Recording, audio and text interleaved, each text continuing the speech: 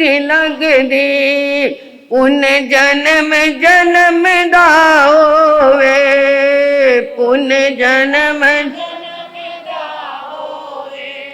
ता दर्श गुरां दा होवे, ता दर्श एक मिट जांदी भुख जगदी, ओ मिट जांदी भुख जगदी, मिठी लगदी। श्री आत्म रतन फूल गुरुवे नमः।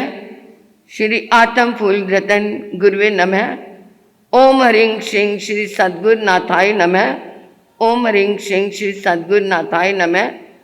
परम श्रद्धा, परम आराध्या, परम पूजनिया तपाचार्या परमात्म स्वरूपा गुरनी मैया के पावन पुनीत चरणार बिंदों में हृदय की अनंत अनंत आस्था के साथ अनंत अनंत वंदन समर्पित हूँ। धर्म प्रांगण में आए मेरे निज आत्मन बंधुओं, अंधकार से प्रकाश में आ जा,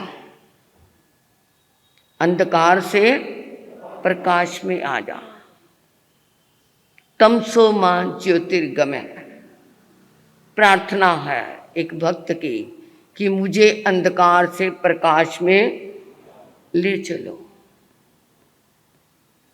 परंतु जितना जितना बाहर का प्रकाश बढ़ता गया, जितना जितना बाहर का प्रकाश बढ़ता गया, उतना उतना अंदर अंधकार आता गया।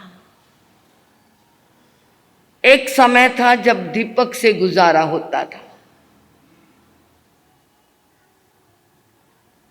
और फिर बिजली का प्रयोग आ गया, और बिजली के प्रयोग में भी अब तो इमरजेंसी लाइट भी आ गई, चार्ज वाले बल्ब भी आ गए। तो क्या अंधकार खत्म हो गया? है? अंधकार खत्म हो गया?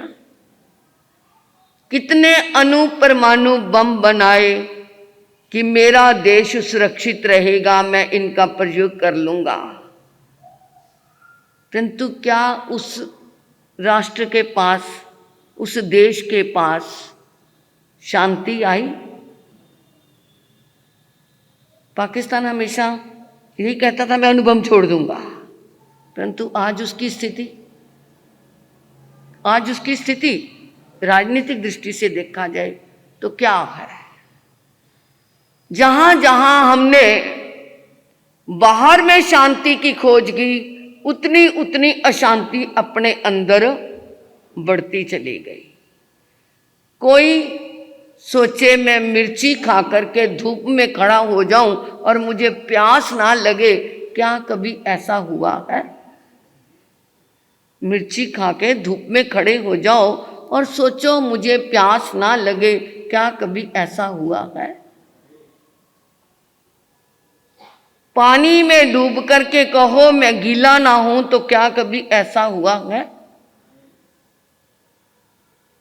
अधर्म करके कहो कि मैं सुख शांति को प्राप्त करूं, क्या कभी ऐसा हुआ है?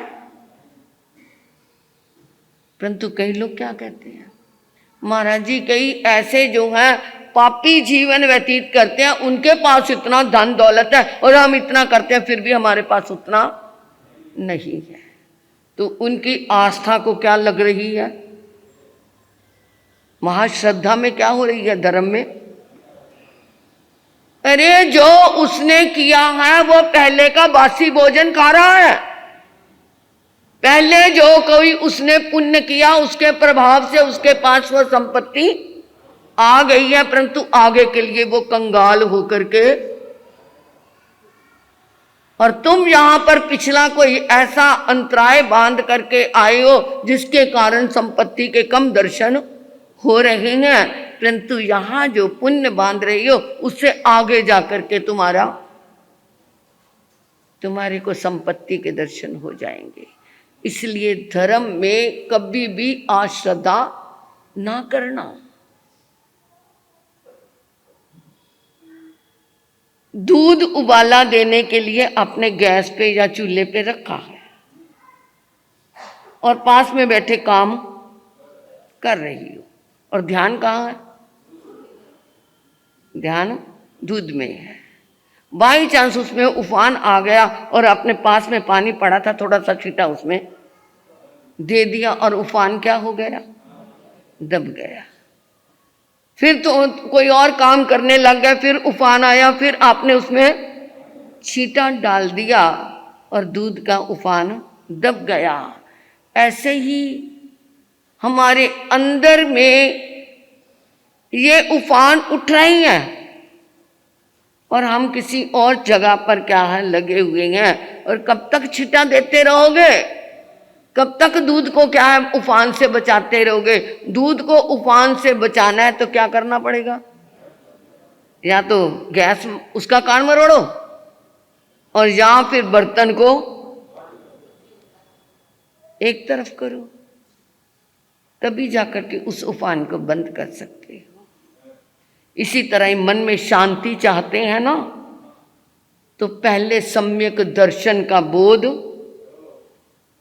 अपना विश्वास, श्रद्धा ये मजबूत करो, तब जाकर के फिर वो उफान क्या हो सकता है। अंदर जो बलबले उठते हैं, मैं यहाँ से कुछ पालूं, यहाँ से पालूं, यहाँ से पालूं, परंतु जब तक अंदर में अपनी आत्मा पे, अपने धर्म पे, अपने सम्यक दर्शन पे विश्वास नहीं है, तब तक ये उफान कब तक दबाते रहोगे? समाई कर ली, छींटा दे दिया, स्थानक में आ गए, छींटा दे दिया, मंदिर में चले गए, थोड़ी देर के लिए उस उफान में छींटा दे दिया, ये छींटे देने का बराबर है।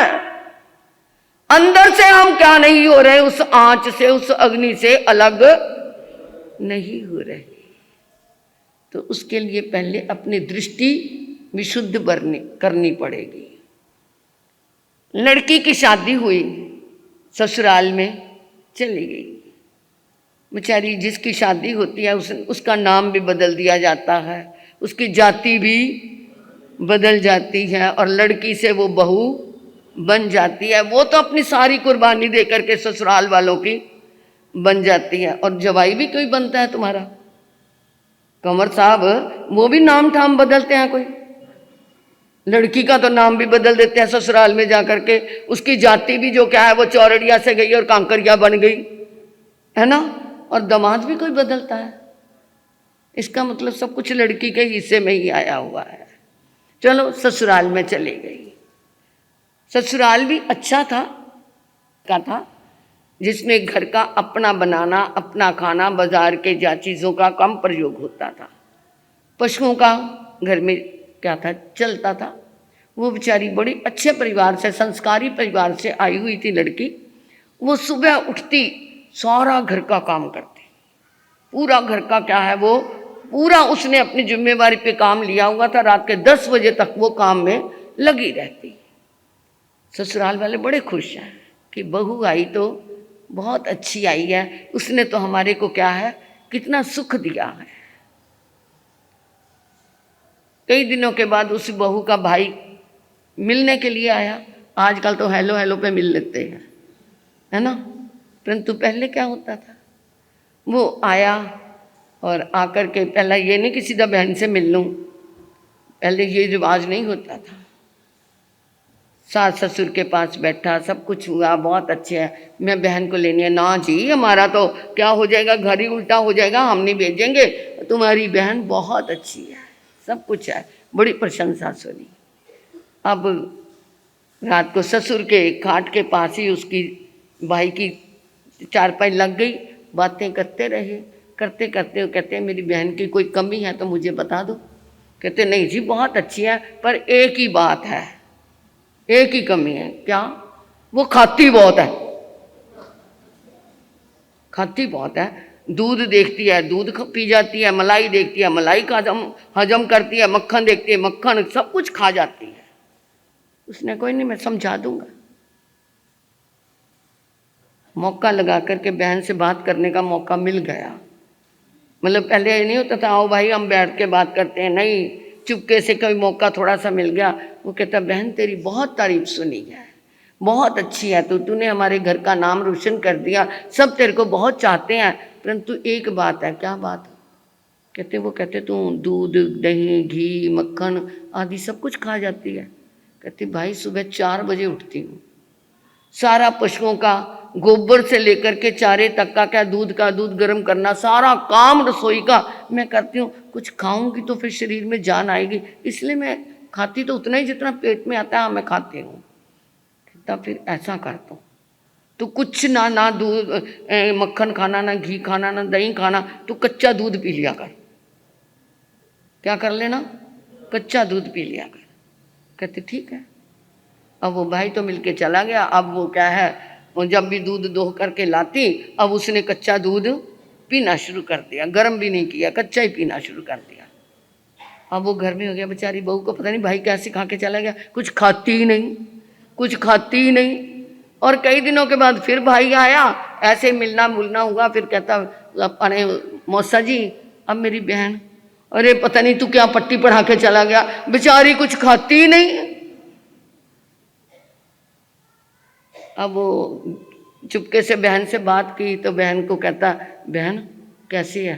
भाई तूने जो कहा था मैं वो सब कुछ कर रही हूँ, बस ठीक है। तेरे को उसी दूध में क्या मिल गया? कच्चे दूध में क्या मिल गया?